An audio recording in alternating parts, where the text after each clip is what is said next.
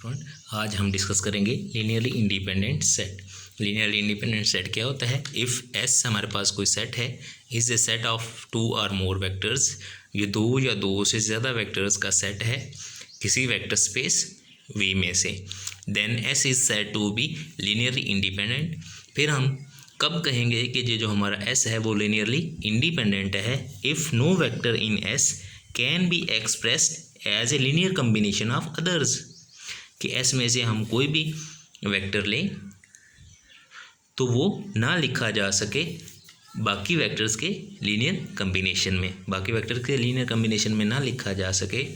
कोई भी वेक्टर अगर हम लें तो वो ना लिखा जा सके बाकी वेक्टर्स के लीनियर कम्बिनेशन में, तब हम कहते हैं जो सेट हमारा एस है वो लीनियरली इंडिपेंडेंट है। जो सेट हमारा एस है वो लीनियरली इंडिपेंडेंट है। अब ये तो इंडिपेंडेंट है, अब लीनियरली डिपेंडेंट भी होगा। लीनियरली डिपेंडेंट सेट जी, लीनियर डिपेंडेंट सेट क्या होता है? A set that is not linearly independent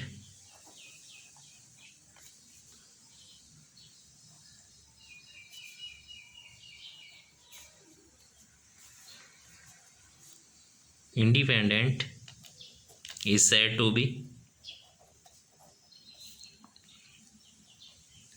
to be linearly dependent।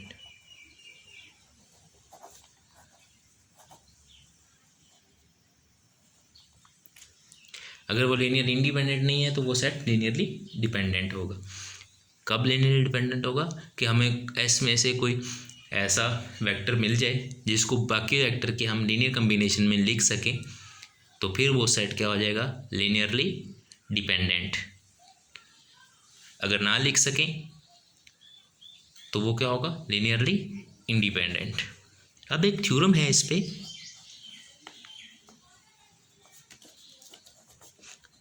जो हमारे लिए आसानी पैदा करता है देखने के लिए कि ये जो हमारा सेट है वो लीनियरली इंडिपेंडेंट है या डिपेंडेंट है।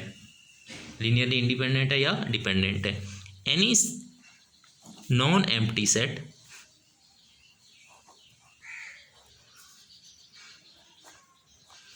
S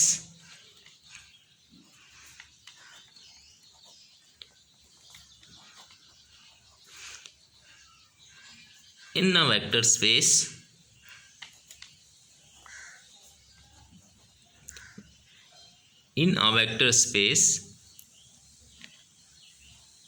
V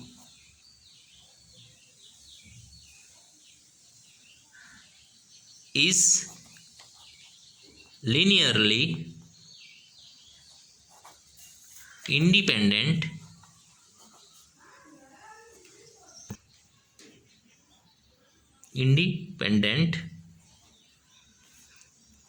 if and only if the only coefficient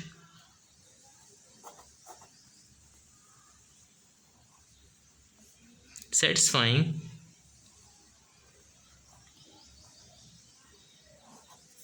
the vector equation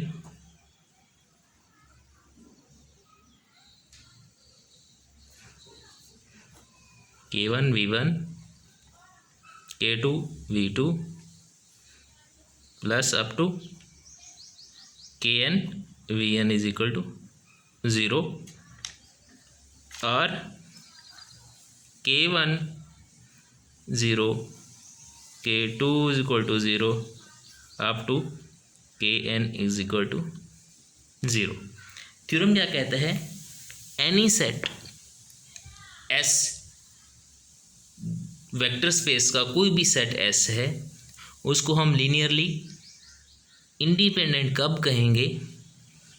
if and only if the only coefficient satisfying the vector equation. ये जो वेक्टर इक्वेशन है इसको जो कोफिशिएंट है k1 k2 k2 सेटिस्फाई करें only. कब satisfy करें कि k1 ज़ीरो हो, k2 भी ज़ीरो हो, k3 भी ज़ीरो हो, k4 भी ज़ीरो हो, kn भी ज़ीरो हो, कि सारे के सारे जो स्केलर हैं, सारे के सारे ये जो कोफिशिएंट हैं ये ज़ीरो हों, फिर ये वेक्टर इक्वेशन सेटिस्फाई हो। तो हम कहते हैं कि जो हमारा सेट S है वो लीनियरली इंडिपेंडेंट है, लीनियरली इंडिपेंडेंट है। अगर आप देखें तो ये एक होमोजीनियस इक्वेशन है, ये एक होमोजीनियस इक्वेशंस हैं, और होमोजीनियस इक्वेशन का एक तो ट्रिवियल सॉल्यूशन होता है कि 0 0 0 0, और बाकी सॉल्यूशन भी होते हैं। अगर इस इक्वेशन का सिर्फ ट्रिवियल सॉल्यूशन ही एग्जिस्ट करे कि ये इक्वेशन सिर्फ उसी वक्त सेटिस्फाई हो जब हमारे k1 k2 kn की वैल्यू ज़ीरो हो, सब के सब ये जो स्केलर हैं इनकी वैल्यू ज़ीरो हो, फिर ये इक्वेशन सेटिस्फाई हो, तब हम कहते हैं कि ये जो हमारा सेट है वो लीनियरली इंडिपेंडेंट है।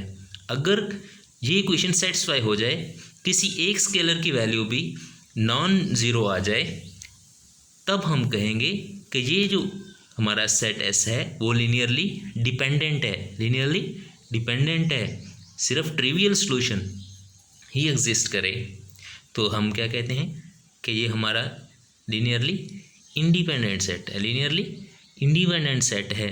सिर्फ सारे के सारे स्केलर्स ज़ीरो हों, सारे के सारे स्केलर्स की वैल्यू ज़ीरो हो, फिर ये इक्वेशन सेटिस्फाई हो, फिर हमारा क्या है, लीनियरली इंडिपेंडेंट सेट है। अब हम इसकी एग्जांपल देखते हैं। जी हम एग्जांपल डिस्कस करते हैं। एग्जांपल क्या है हमारे पास,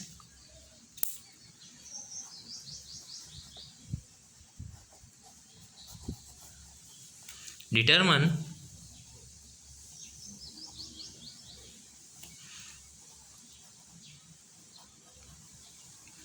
whether the vector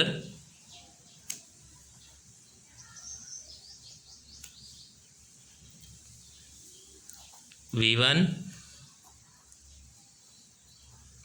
v2 v3 v4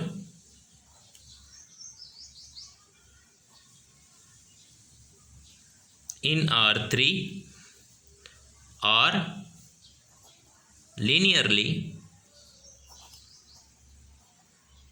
independent or linearly dependent। हमारे पास वेक्टर्स हैं R3 में से 4 वेक्टर हैं हमारे पास, और हमने शो करना है कि ये वेक्टर जो हैं ये लीनियरली इंडिपेंडेंट हैं या लीनियरली डिपेंडेंट है, ये लीनियरली इंडिपेंडेंट है या लीनियरली डिपेंडेंट है। तो हम कैसे शो करेंगे, हमारे पास एक थ्योरम है, उस थ्योरम की मदद से हम शो करेंगे कि हमारा ये जो वेक्टर हैं ये लीनियरली इंडिपेंडेंट है या लीनियरली डिपेंडेंट है। हम इसको सॉल्व करते हैं। 4 वेक्टर हैं हमारे पास, हम कांस्टेंट लेते हैं, लेट करते हैं C1 C2 C3 और C4 आर स्केलर्स। हम वेक्टर इक्वेशन लिखते हैं।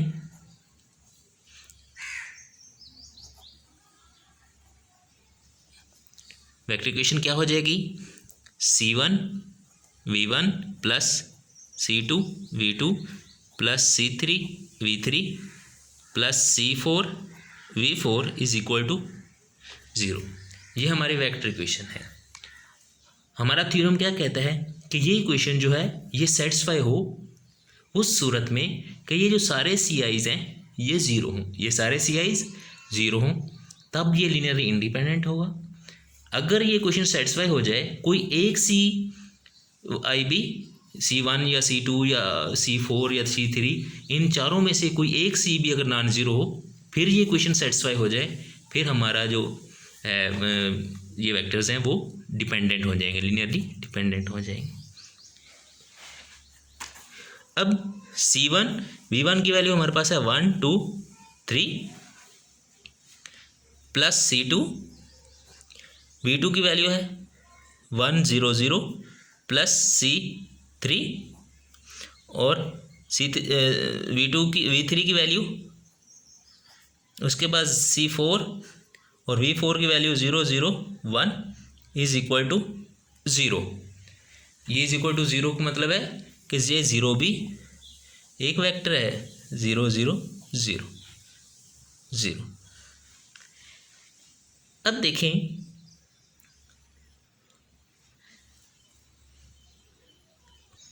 जी, उसके बाद क्या हो जाएगा, C1 2C1 3C1 plus C2 0 0 plus 0 C3 0 plus 0 0 C4 is equal to 0। हम ऐड करेंगे C1 plus C2 plus 0 plus 0, ये हो जाएगा C1 प्लस C2। उसके बाद 2C1 plus 0 plus C3 plus 0, 2C1 plus 0 plus C3 और प्लस 0। उसके बाद 3C1 plus 0 plus 0 plus C4, ये 0 मैं लिख नहीं रहा, उसका फ़ायदा नहीं है, 4 इज इक्वल टू 0।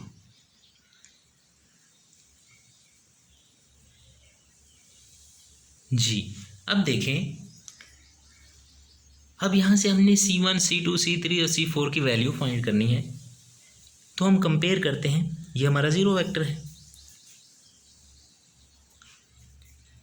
तो क्या हो जाएगा, C1 plus C2 is equal to 0, 2C1 plus C3 is equal to 0, क्योंकि ये ज़ीरो वेक्टर है। इसके लिए ये 0, इसके लिए ये 0 और इसके लिए ये 0, हम कंपेयर कर। उसके बाद 3C1 plus C4 is equal to 0। अब देखें, C2 is equal to minus C1, C3 is equal to minus 2C1 और C4 is equal to minus 3C1।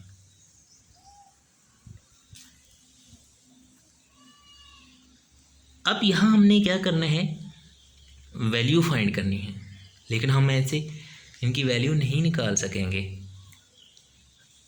तो हम क्या करते हैं, हम लेट करते हैं, late C1 is equal to 1। हम C1 को कोई वैल्यू दे देते हैं, और C1 को वैल्यू देंगे तो बाकी वैल्यू हम निकाल लेंगे। जब हम C1 को 1 देंगे तो C2 हो जाएगा -1, तो ये हो जाएगा -1। उसके बाद C3 हो जाएगा -2 इंटू 1 -2। उसके बाद C4 हो जाएगा -3 और C1 की वैल्यू हमारे पास 1 है, तो ये हो जाएगा -3। तो C1 की वैल्यू हमने 1 ली, तो C2 की वैल्यू -1 मिल गई, C3 की वैल्यू -2 मिल गई और C4 की वैल्यू -3 मिल गई। इसी तरह C को कोई और वैल्यू देंगे तो हम और इसी तरह निकाल सकते हैं। बाकी C2 C3 और C4 की वैल्यू, हम बहुत सारी वैल्यू निकाल सकेंगे। अब देखें, ये तो सारी वैल्यू नॉन ज़ीरो हैं, ये वो वाली सारी वैल्यू नॉन ज़ीरो आ गई हैं जो इस वेक्टर इक्वेशन को सेटिस्फाई करती हैं। लेकिन हमने तो कहा था कि सिर्फ उसी सूरत में ये सेटिस्फाई हो कि जब ये सारे C1 C2 C3 और C4 की वैल्यू ज़ीरो हो। अगर ऐसा हो तब वो लीनियरली इंडिपेंडेंट है। अगर एक भी कांस्टेंट की वैल्यू नॉन ज़ीरो हो फिर ये इक्वेशन सेटिस्फाई हो जाए तो फिर क्या हो जाएगा, लीनियरली डिपेंडेंट हो जाएगा। अब हम देखते हैं कि ये जो वैल्यू हमने निकाली वाकई ये इक्वेशन को सेटिस्फाई करती है। जी देखें, हमारी वेक्टर इक्वेशन C1 है तो C1 की वैल्यू 1 है हमारे पास। हम सिर्फ वेरीफाई करते हैं कि ये जो नॉन ज़ीरो आई है वैल्यू, क्या इसके लिए भी ये इक्वेशन सेटिस्फाई होती है? हमने निकाली तो है, होनी चाहिए। तो V1 1 2 3 माइनस C2 की वैल्यू -1 है तो हो जाएगा 1 0 0। उसके बाद -2 है तो क्या हो जाएगा 0 1 0। उसके बाद -3 है तो 0 0 1 इज इक्वल टू 0। जी क्या होगा 1 2 3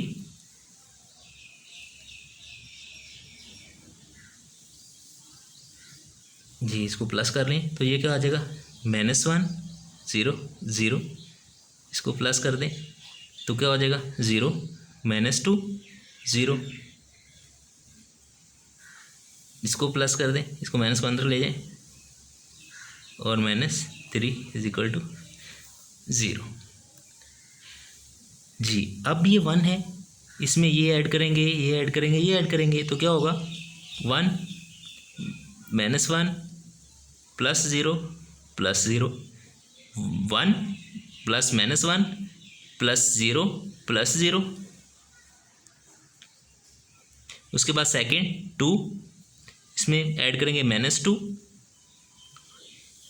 ये 0 और ये 0। उसके बाद 3 के बाद +0 +0 और -3 इज इक्वल टू 0। जी ये हो जाएगा 0 +0 +0। ये हो जाएगा 0 +0 +0। ये हो जाएगा, ये 3 प्लस का है ये 3 माइनस का है तो ये 0 +0 +0 is equal to 0।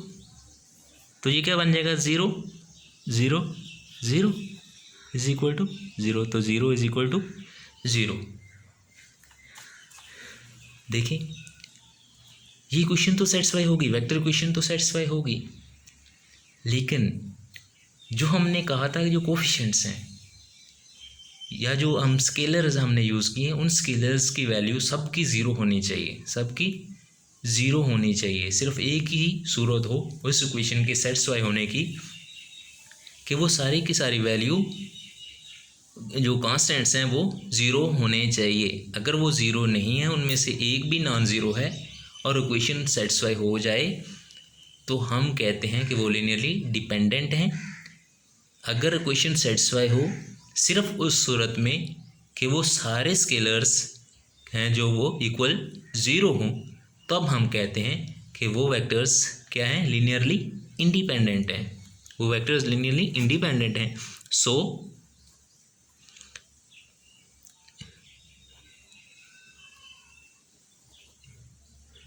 So these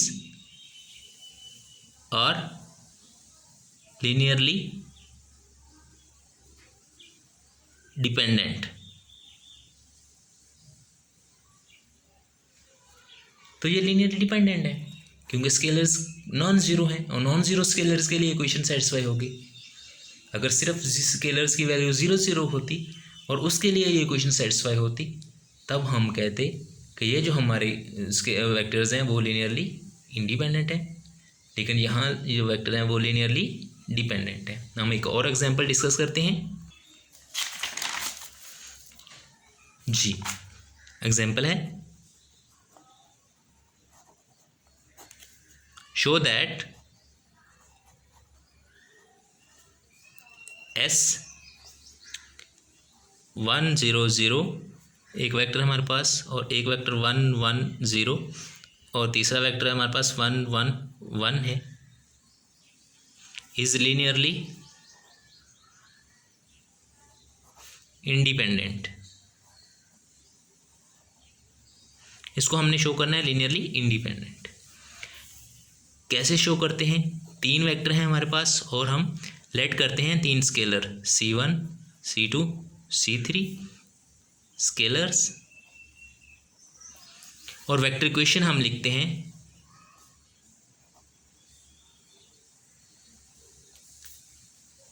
vector equation क्या हो जाएगी? C1, इसको अगर हम नाम दें V1, इसको V2 और इसको V3, C1 V1 plus C2 V2 plus C3 V3 is equal to 0। ये हमारी वेक्टर इक्वेशंस हैं। अब यहाँ हम वैल्यू लिख देते हैं। C1 V1 की वैल्यू है 1 0 0 प्लस C2 V2 की वैल्यू हमारे पास प्लस C3 V3 की वैल्यू हमारे पास इज इक्वल टू 0। अब देखते हैं, ये हो जाएगा C1 0 0 plus C2 0 plus C3 is equal to 0 जी। जब ऐड करेंगे तो क्या हो जाएगा? C1 plus C2 plus C3, उसके बाद 0 C2 और प्लस C3, उसके बाद 0 0 और C3 इज इक्वल टू 0। जब हम कंपेयर करेंगे तो क्या हो जाएगा? C1 plus C2 plus C3 is equal to 0, C2 plus C3 is equal to 0 और C3 इज इक्वल टू 0।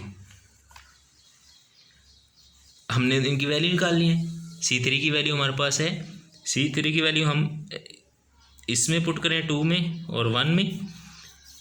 जब 2 में पुट करेंगे तो C2 की वैल्यू 0 हो जाएगी।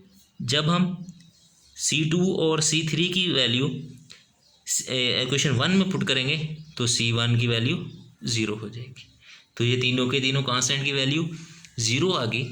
इसका क्या मतलब है कि ये इक्वेशन उसी सूरत में सेटिस्फाई हो सकती है कि जब C1 C2 और C3 की वैल्यू 0 हो। तो अगर C1 C2 और C3 की वैल्यू 0 हो और ये इक्वेशन सेटिस्फाई हो उसी सूरत में और कोई ऑप्शन ना हो, तो हम कहते हैं ये होता है ट्रिवियल सॉल्यूशन, और ये क्या हो जाएगा? लीनियरली इंडिपेंडेंट हो जाएंगे। ये वेक्टर्स या ये सेट क्या हो जाएगा? लीनियरली इंडिपेंडेंट, के सारे कांस्टेंट 0 आए हैं। सिर्फ एक ही सूरत है कि इसका एक ही सॉल्यूशन है। कब? जब सारे के सारे स्केलर्स की वैल्यू 0 हो, C1 C2 और C3 की वैल्यू 0 होगी, तब ये इक्वेशन जो वेक्टर इक्वेशन है वो सेटिस्फाई होगी। अगर ऐसा हो तो हम उसको कहते हैं लीनियरली इंडिपेंडेंट सेट या linearly independent vectors. So S is linearly independent set. Okay, thanks.